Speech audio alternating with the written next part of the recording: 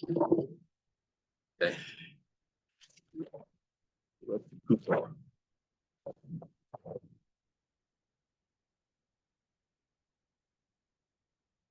Yeah. Today we're going to start from Mem Dalaram Bez. It's 4 lines from the bottom, Kufa. We thank Hashem. Able to enter every day. It's less of a learning. We shall place a Mikdash immediately. Learning the Nishmas of the Golden Basra Binyamin and the Sanlas of Ben Metzion. And also our 4 Shlema for Abin Ben Sarah and Kedali Getzel Elias Ben Fagin. It says like this, Kufa. Kufa is always when we're going back to explain a statement that we said in passing from Amiroyim. Amar Mar is a statement from Hanoim. Would be going back to explain. Kufa is explaining a statement from Amar Mar. Thank you.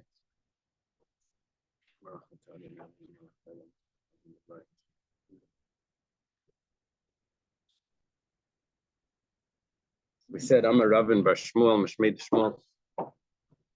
Ravin Bar Shmuel says in the name of Shmuel.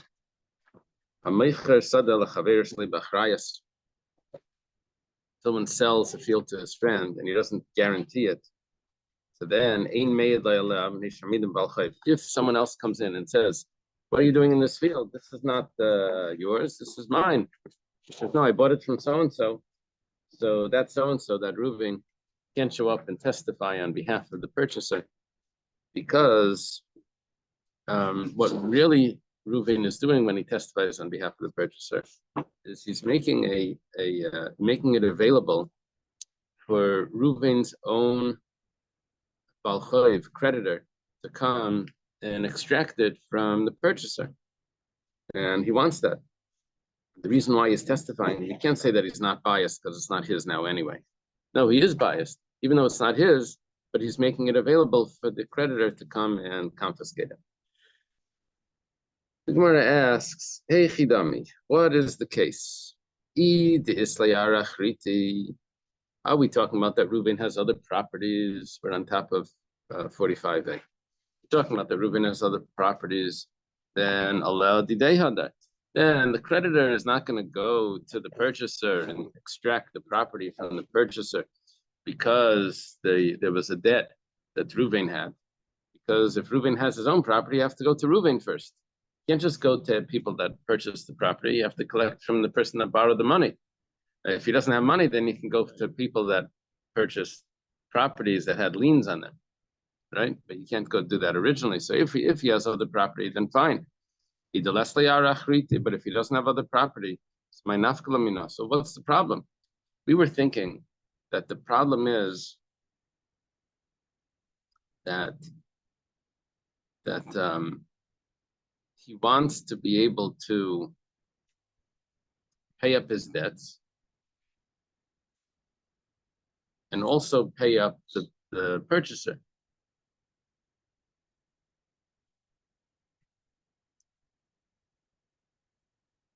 And we were thinking that he was biased. Somehow there was a bias. The problem is like this, that if the creditor can't collect the money from himself, so then the purchaser can't come back and collect the money from him either. So there's no bias here, because what does he gain? What does he himself gain? What does he himself gain when the creditor gets his money? If he doesn't have any money, so then can't collect. If he doesn't have any, if he himself doesn't have any property, then you can't collect from him. If the purchaser doesn't have, if the purchaser has the property, so he'll take it from the purchaser.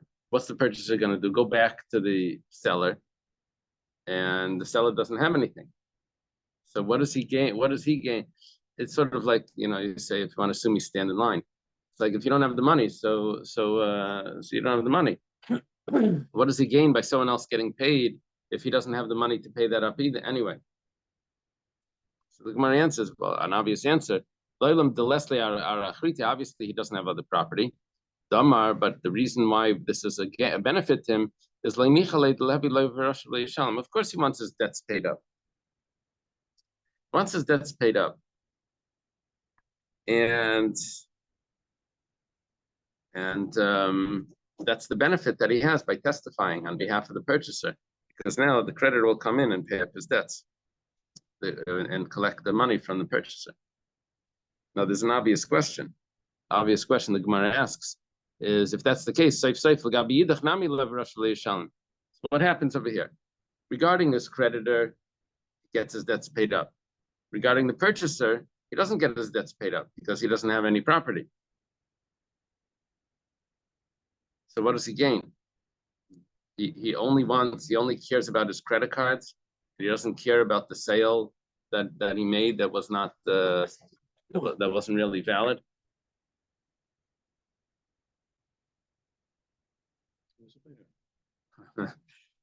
The Gemara says, the seller says, no, there was a reason why I sold it to you without any guarantee. Because he wants to do everything according to the law. So when it came to his debts, got them paid up. When it came to the purchaser that lost out because he bought a field and he was trying to get which got confiscated because of the seller's previous debts. So the purchaser goes back to the seller, says, you owe me money. I bought this field and now it got confiscated. And he says, no, you bought the field without any guarantee. That makes it better. And so he doesn't have to pay it. Yeah, is a halachic. Says that it's not a halachic, but it talks about halacha. It says halacha is that if the debtor owns any land, the creditor may not seize land from the buyer of the debtor's land, even if there's a lien on the sold property. Halacha, even if the land belonging to the debtor is of inferior quality, since the creditor will not collect from the land in question in case the seller is not buyers. That's what we were saying. Yeah. Very good. Okay. Machriz Rava. Rava made an announcement. Rav Papa. Some say that it was Rav Papa. Now, the reason for this, some say, is because Rav Papa is a student of Rava. And there were many times that Rav Papa would say things that you weren't sure if it was really Rava that was saying. There was this. This is very common in the Gemara for it to say Rava Vitim Rav Papa. Anyway, Rava made an announcement. And the announcement was the Salkan Leila the Nachsan Lasata, whether you're going up to Eretz Yisrael or whether you're coming down to Bavel. Hi Bar Yisrael the Zavan Lechamar Yisrael Chavri. If there was a Jewish person that sold a donkey to his friend, the Kaasi Akam Va'anisleimine, and comes along a non-Jew and confiscates the donkey. Well, Dinahu the Maftilemine. The law is that the original Jewish owner should come and save the donkey from the person that's confiscating it. He should come in and testify. I know the Gemara before said that we don't trust the original owner. And here we're saying that no, he should come in and save it. It was caught. There was the court. What's happening is that the non-Jew is saying that this donkey is really mine. What are you doing with my donkey? He says, I bought it from Reuven. He says, what? Reuven? It's not Reuven's donkey, it's my donkey. I don't know what you're talking about. So now Reuven has to come in and prove that the donkey is his. The reason why before this was an issue was because it was dealing with property. Property, this could be a setup, or this could be that he wants it there by him so that he should be able to collect the debts from it. But here, this doesn't apply, and so he should step in and help the purchaser out by testifying and whatever, bringing witnesses. He would only say that this is necessary if the purchaser himself doesn't really know that it belonged to Reuven. Why does Reuven need to step in and help out the purchaser? Because the purchaser shouldn't lose out. But if the purchaser knows that this is all being done illegally to him, that the person that's coming, the non-Jew that's coming and confiscating the donkey, is not doing this correctly. He knows that it belonged to Reuven, and this is just his bad luck that there's someone that's stealing from him. So then the Reuven doesn't need to step in.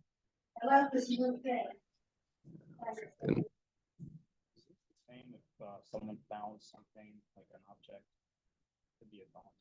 After he said, like, no, like I found it was mine. So it's like, no. I'm not sure. You find something, you find an animal. Usually there would be a simon on an animal. Yeah. So that's the first criteria. Also, this is only talking about where the non-Jew is taking the donkey, but he's giving back the saddle. He says the saddle is not mine.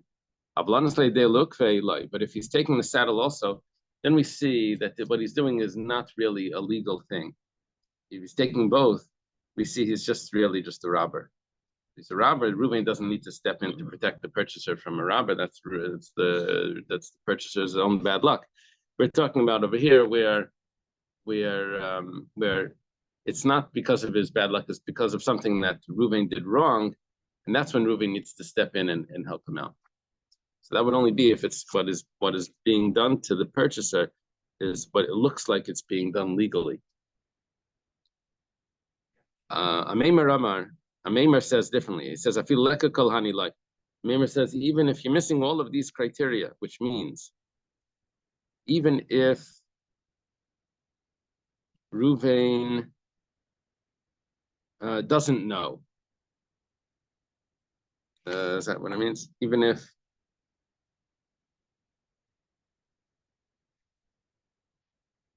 if he doesn't recognize that it's,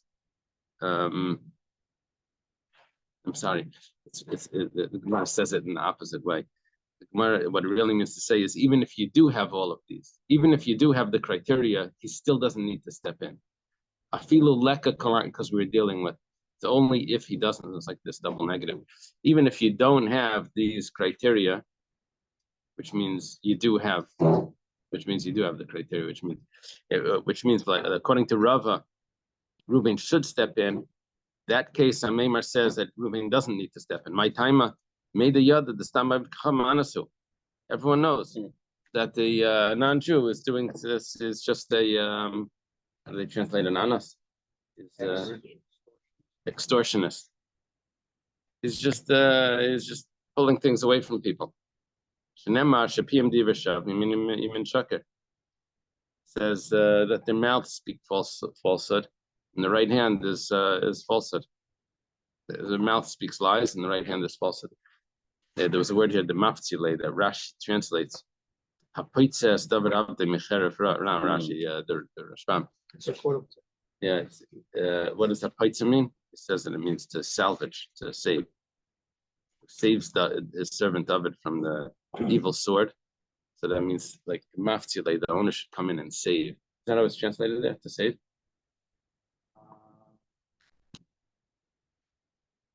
Let me see what it says.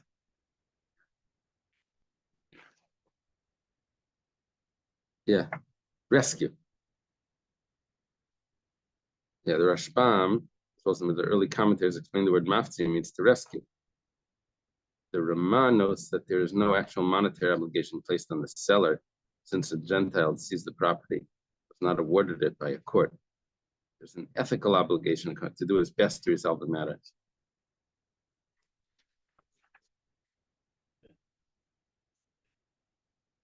Yeah, someone said there's some commentators that say the mafsile means that he has to step in and actually pay money, but it's not going with that over here in the basic commentaries.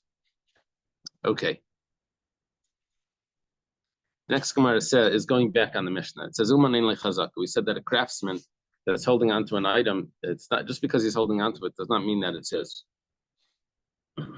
because he gets a lot of items that are given to him to fix. So let's say he's a watch repair guy, and this watch is there. So the guy comes in and he says, "Give me back my watch." So what are you talking about? It's mine. So that's not a proof that it's his, because that's what he does. He fixes watches. It would be a garment, a weaver, a tailor, or something like that. Can't prove that it's his just because it's in the shop. But if it is a shop, sell things, they're not a craftsman. Oh, then yeah, that's different, right? Then normally when there's any item that you're holding on to, it's assumed that it's yours. You can't walk over to me and say, "Give me your shirt. Give me that shirt. It's my shirt." What are you talking about? I'm wearing the shirt. Says, "No, in the mikveh you took my shirt."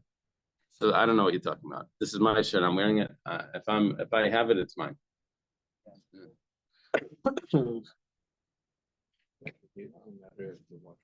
That is my shirt. Has been holding onto the watch for 3 years.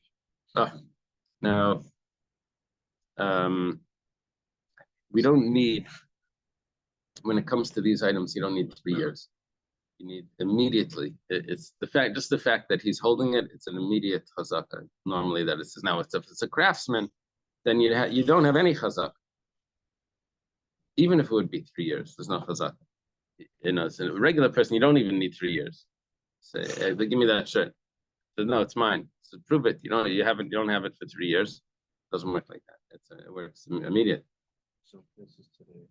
We'll say, "Oh, you have 90 days to figure it out." After 90 days, they sell it or do whatever. To get back. 90 days to pick it up. I don't know if that's halachic. That's true. I don't know if that's a halachic statement. If someone leaves something by you, even if you consider it a lost object, it's considered lost. Are you? Oh no, it is halachic. If there's an item by you that's if you find a lost object that you have to return after 90 days, you're allowed to keep it. No. After you put the signs everywhere. After you put the signs, that's something else. And even after the signs, I don't know if you're allowed to keep it. I just think that you don't have to go and return it. I don't know if it means that it's automatically yours. If you found it, if there's a similar. So how are they allowed to do it by these cleaners? To say if you leave it 90 days, because the fact that you gave it to them, you're accepting that. There's a big sign up. You give it to them. Yeshiva does things like that also. But also it's a they clean the shirt and all this stuff. And people usually don't pay to it. That doesn't mean that it's halach. It didn't happen with cars. You leave a car like long enough in the repair shop. They get and they bill like for the storage of the car, and then there's a certain point where they get the car title. Right. The yeshiva, like in the Lakewood yeshiva, massive yeshiva. So they say that if you don't claim your sefer after a certain amount of time, after the yeshiva's over, after this month's over, it just goes into like a hefker, and the yeshiva's going to sell it for very cheap. Because it's impossible. They have storage rooms of svarim that people just leave there. It's impossible to. Just every year it just gets bigger. Talking about, I don't know, there's 10,000 people there or something learning. Everyone just leaves one say. Everyone comes with 10 svarim. They only leave one. So it's impossible. So, but after this month, you go over there on the tables. There's svarim with names in them, and there's $3, that type of thing. Yeah. Someone told me that he had a Shulchan Aruch. He lost it. And, anyway, next morning he goes, he sits down in the base medrash, he's learning. He sees the guy next to him is using his Shulchan Aruch. So he says, "Give me back my Shulchan." He says, "No, you left it here. I bought it from the thing after this month. I don't have to give it to you." He says, "Please, I have all my notes in it. I'll buy you a new one." He says, "No, that's the halacha, no."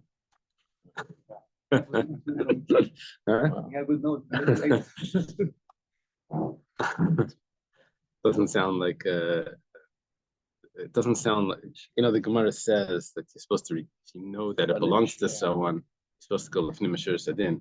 That's the Yerushalayim, Lechavi Yerushalayim, Mida Debraim, they didn't go, you're supposed to do lifnim Mashur Sadin, you're supposed to.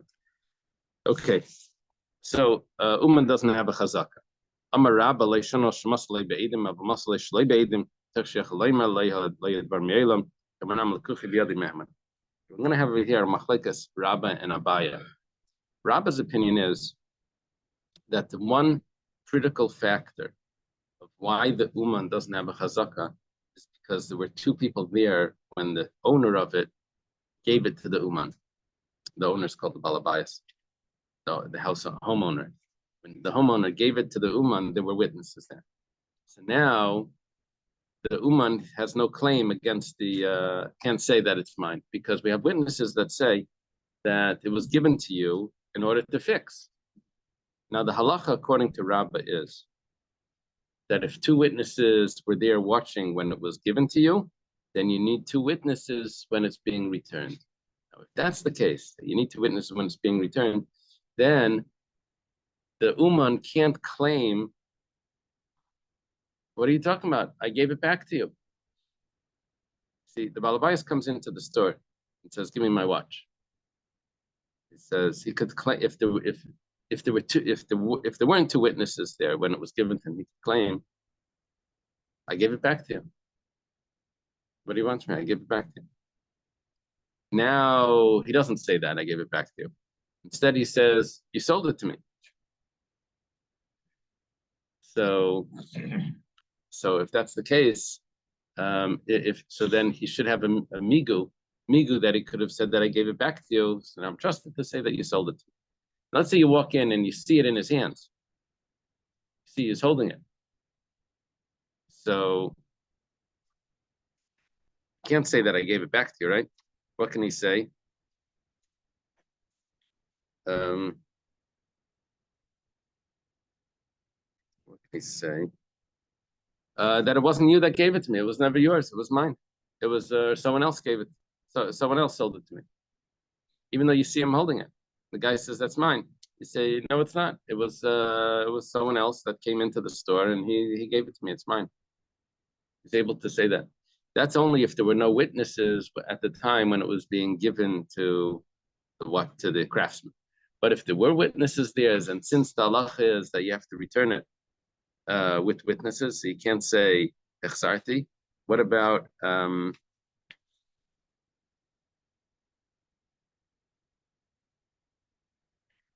witnesses would also be able to testify. You can't say that it was someone else's because we have witnesses that saw it being given. So according to Rabbah, the main criteria here is the witnesses at the time of it being given to the watchman.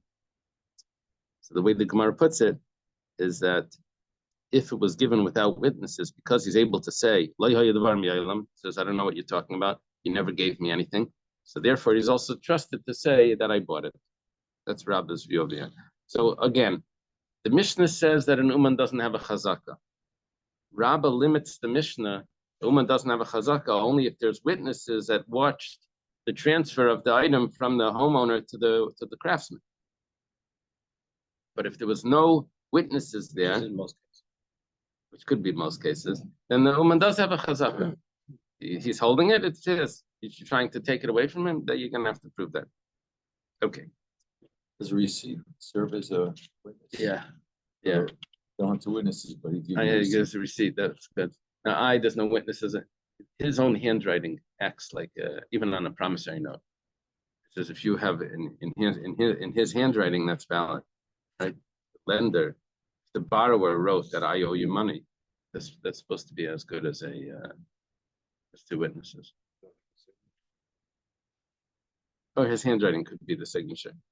Could be if you recognize the handwriting on it. Okay, Amalei Abaya. So Abaya, is a student of Rabbah.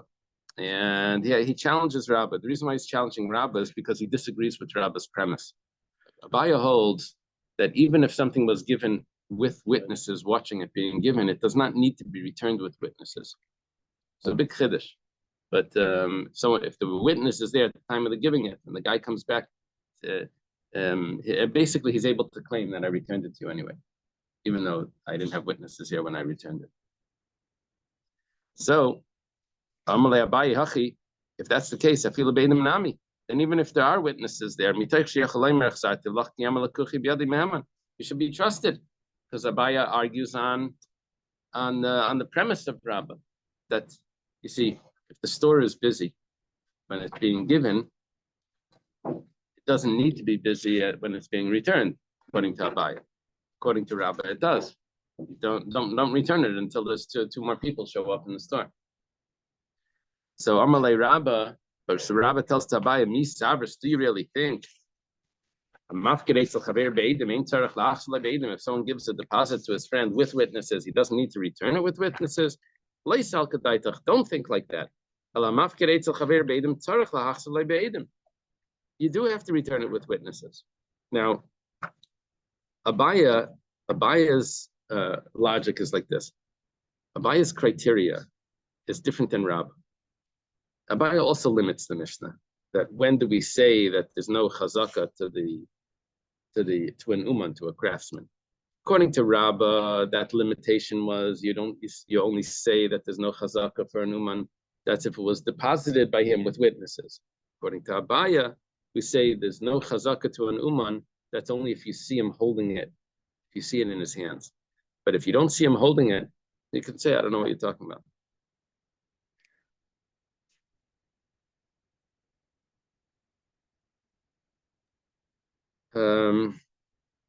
Why not? Why can you do that? Because according to Abaya, since you don't need witnesses when you returned it, right? So you can always claim that I returned it, as long as you don't see him holding it. See him holding it, then you can't claim I returned it. Right? So, but if you don't see him holding it, in other words, the owner of the store, the owner of the item, the owner of the watch comes into the watch repair store, says, "Give me back my watch." So, and he's not holding it. He's not like holding it in his hand. He's not wearing it. You don't see the watch there. He has it in the back in a safe or something. So the watch repair guy could say that I bought it from you. But now the reason why he's able to say that is because he can also say I returned it to you. Right. Because you don't see it by him. You're able to on the owner, the balabayas, to be able to prove that. Yeah. But if you see it right in the shop, you see it laid out, then he can't say I returned it to you. What's it doing right here? You returned it. So therefore, he can't say that I bought it from you either.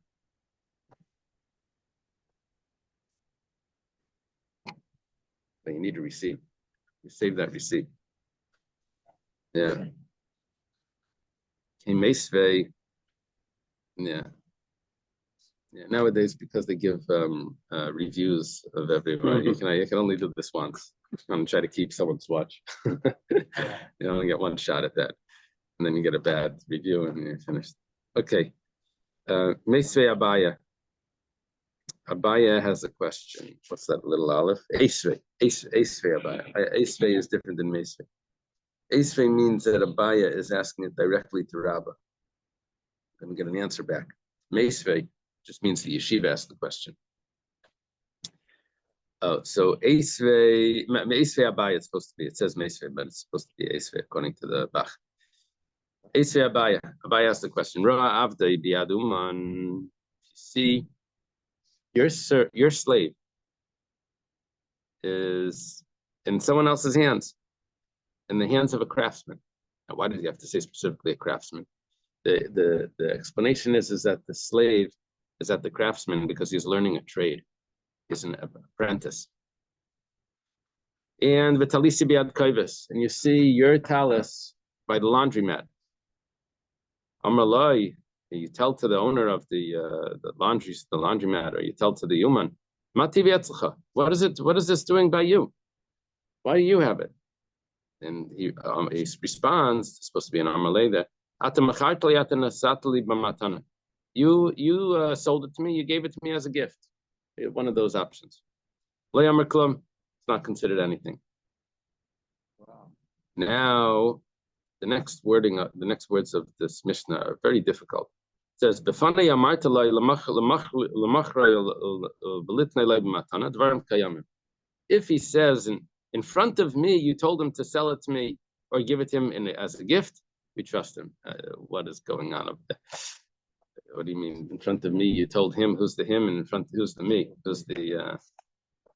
So the Gemara is going to explain this, that we're talking about, that it wasn't the uman, it wasn't the uman, and it wasn't the kaivis, it wasn't the craftsman, it wasn't the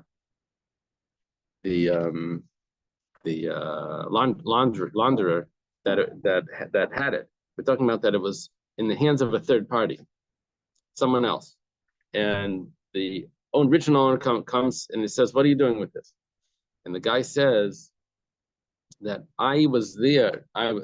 You told the craftsman or the launderer to sell it to me. So it's not sitting in the woman's hand, it's It's in the hands of a third person. We'll see. The Gemara is going to spell it out a little better.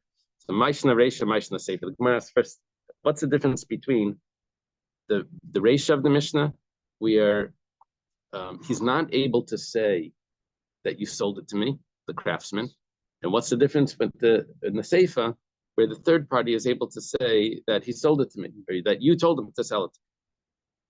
Amar Rabba explains, Sefer b'yetz mitachas yidei acher. Sefer is talking about where it's not in the hands of the craftsman, it's in the hands of a third person. Uka'amalei acher. And the other person is saying, this third party is saying to Ruvain, to the balabayas, to the owner of the slave or to the owner of the garment. Fanai amartalai. In front of me, you told him, you told the craftsman, to give it to sell it to me and to give it as a gift. Now,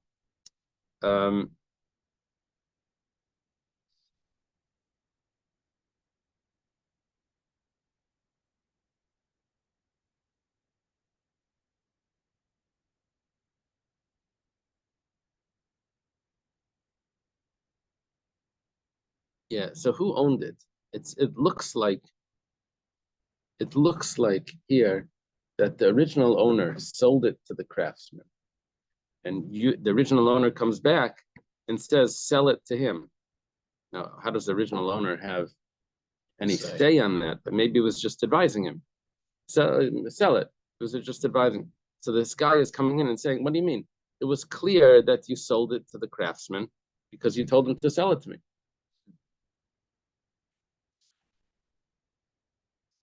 So the Gemara explains that since he would be able to say that I bought it from you because he's holding it, the third party is holding it, and you can't just extract it from him. So he could say, I bought it from you. He said, what are you doing with my item? He says, I bought it from you. So too, when he says that I didn't buy it directly from you, but I bought it from the craftsman who you told to sell it to me, so he's trusted that story took place. Okay. This is all Abaya is asking a question.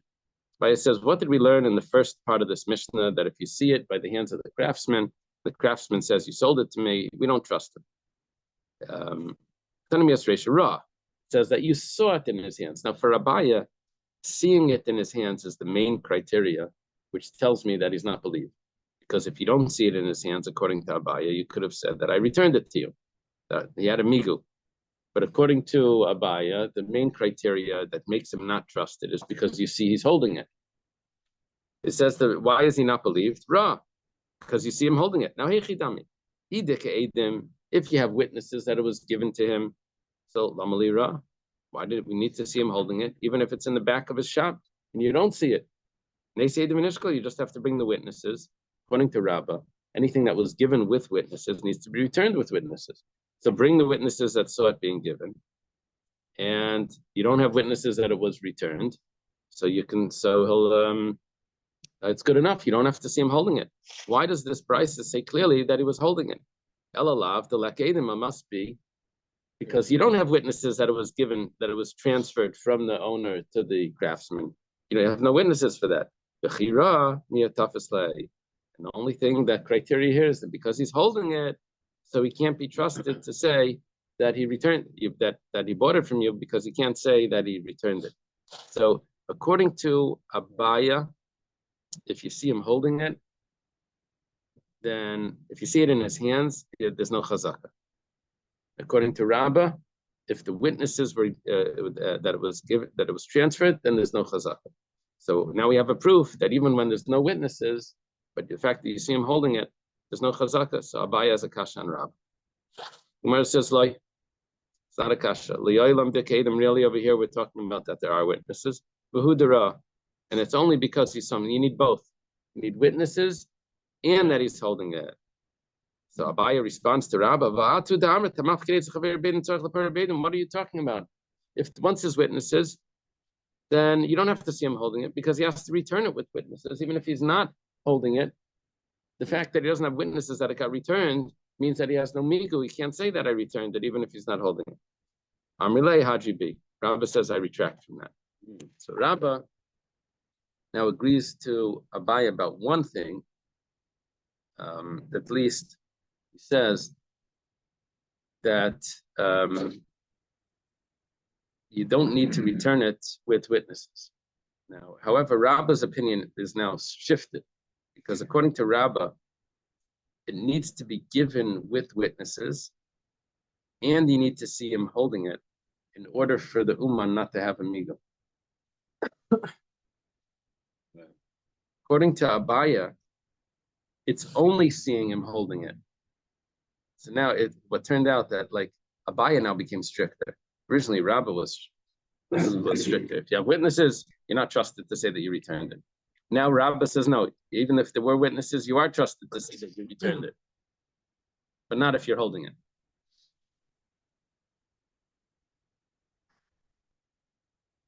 According to Rabbah, if you're holding it but you don't have witnesses, I think you can claim. Let's take a look at what the Rashbam says.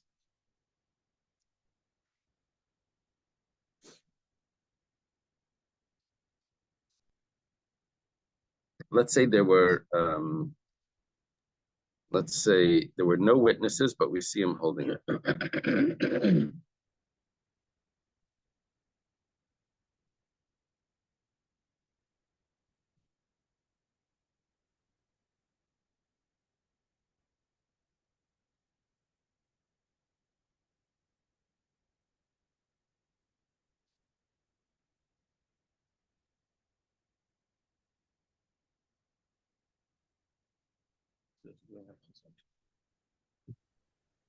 Yeah, if there's no witnesses, but the Uman's holding it, you can say, no, you can't say Achzaki because he's holding it. You could say that I bought it from you.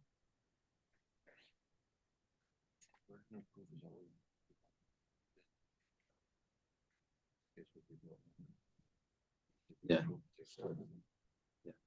Yeah. However, the craftsman doesn't have a chazaka. If there were, according to Abaya, according to Rabbah, if there's witnesses that it was given to him, the Torah's because, or in a way that he has to fix it or something, and we see him holding it, then he doesn't have a chazaka. If he's not holding it, then it works out better because he can say, "I returned it to you."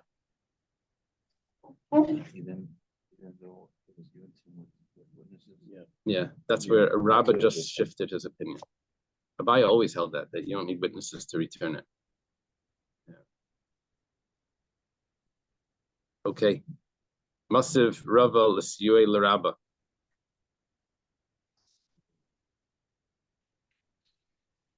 The Rashbam on the top actually says that did he say even if there was a loan?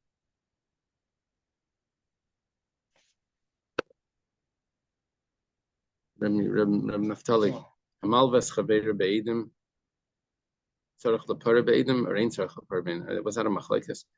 It could be this is the same machlekes, Rabbah and Abaya maybe. Yeah, this is why this is confusing.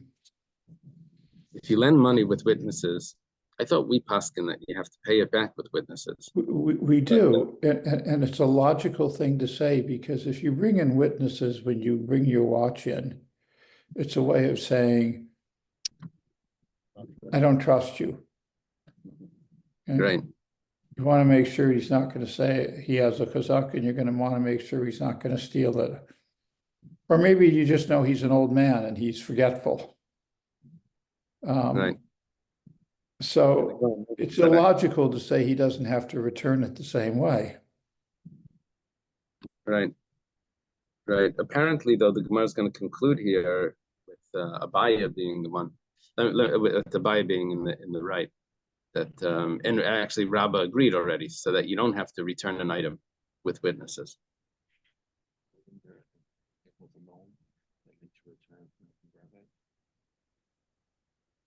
Rabbis. No. Where do we have that? Maybe witnesses. You always have to return loans from the rabbi. Huh? No, what Rav Naftali is saying is that if you have witnesses at the giving of the loan, you should also return it with witnesses. That was the statement. That was the Gemara statement, but I'm not sure if that shifts because of this. There's Hamalva and Hamafkid. You lend money, or if you give a deposit, there could be a difference between them. But you know, in general, the way you enter into an agreement is the way you have to get out of an agreement. If you enter into agreement in writing, it's generally not going to get out of it if you just change your mind and say something orally. Right. You know, like you enter into a marriage with a ksuba, you need to get out of it. Right. Right. Well, the ksuba and the get won't be. Is there a Gemara somewhere that says to an old man you're going to get them? No, what the Gemara says. Yeah, no, but what the Gemara does say is that a balabayas doesn't remember as well as the craftsman, because the balabayas is busy with all his activities. He's a busy guy, comes into the store, so the craftsman sometimes can take an oath what really happened, and we trust the craftsman. As opposed to the balabais, we don't let him take that oath because he doesn't know. He doesn't take an oath, but he doesn't remember. He's too busy. Yeah, you could say vice versa, but for some reason we don't say that. The craftsman sitting there as the tailor, who's, No, I was asking something. Oh, does it say an older person is more forgetful? I don't remember that. You see? I do remember in Malva Volova that if the Malva is specific about how it's to be returned, it has to be returned that way. Yeah. But here we're asking if it's implied. Right. Maybe there's a difference. Okay. It's a massive Rabba L'Siyul Rabba. So Rabba has a question that supports Rabba. Now that's an interesting expression. What he means is there's a question on Abaya which supports Rabba. I think the Rashbam is changing the girsa. Tanya Kavasei the Rabba maybe. It says like this: if someone gives his talus to a craftsman to fix, the craftsman says, "You told me that you're going to give me 2 coins to fix it." Another one says, "No, I only told you I'm going to pay you 1. What are you talking about? You just doubled the price on me." If the craftsman is holding on to the talus, then he has to prove that it was only 1 because he's holding it. He can say what the price is. Let's say he already returned it. This is that Gemara that I said. If he returned it to him, then Nishba B'naitel. At that time, he's able to take an oath of how much they made up, and he can take it. Talking about the craftsman.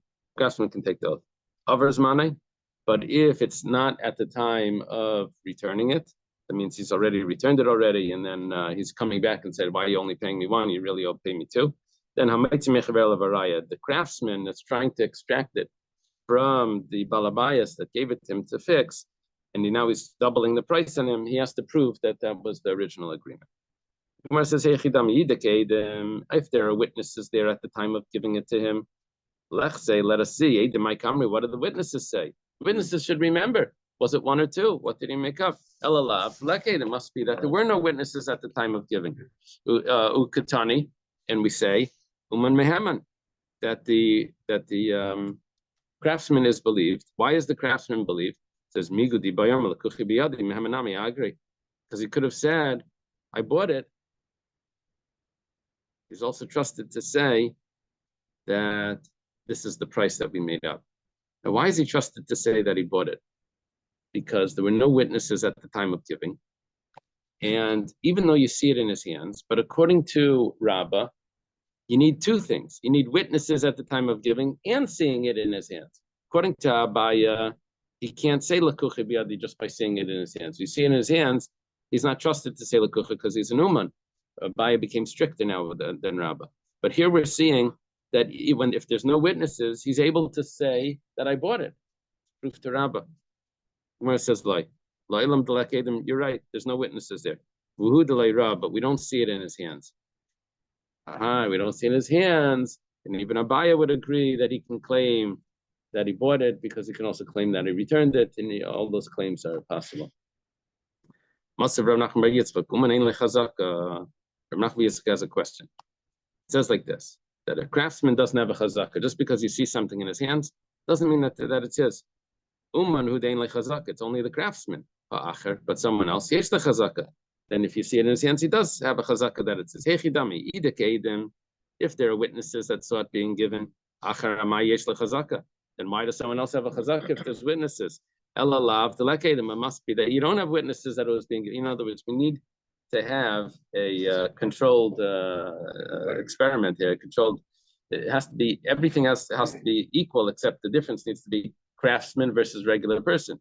So if that, we take away all the variables, so then we're going to have no witnesses there. The craftsman doesn't have a chazaka, and the regular person does. That would mean tiyufta deraba tiyufta. That means even without witnesses, the craftsman doesn't have the chazaka. That would be a proof to Abaya. Okay, have a good Shabbos, everyone. Shabbos.